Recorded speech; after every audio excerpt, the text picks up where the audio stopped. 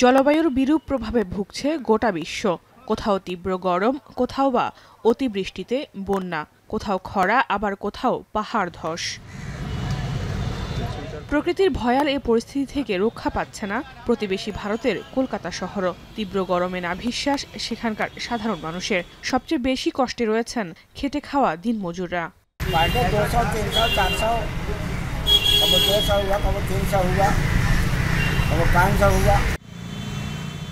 গরমের কারণে কলকাতায় এবছর কমেছে পর্যটকের সংখ্যা।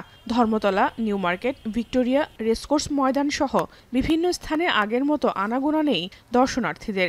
এতে রোজগারে টান পড়েছে সেখানকার পর্যটন খাতের সঙ্গে সংশ্লিষ্ট ব্যবসায়ীদের।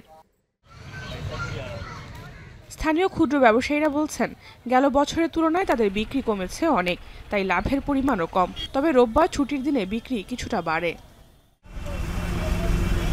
তীব্র গরমের হাত থেকে স্বস্তি পেতে অনেকে ছুটছেন শরবত, লাচ্ছি অথবা ঠান্ডা পানীয়র দোকানে। এতে ফুটপাতের ঠান্ডা পানীয়র দোকানে বিক্রি বেড়েছে বেশ। এদিকে আলিপুর আবহাওয়া দপ্তর জানিয়েছে, কলকাতা ও এর আশপাশে বৃষ্টিপাত হলেও শিগগিরই গরমের হাত থেকে মুক্তি পাচ্ছে না নগরবাসী। জাহানারা ভুঁইয়া, এখন।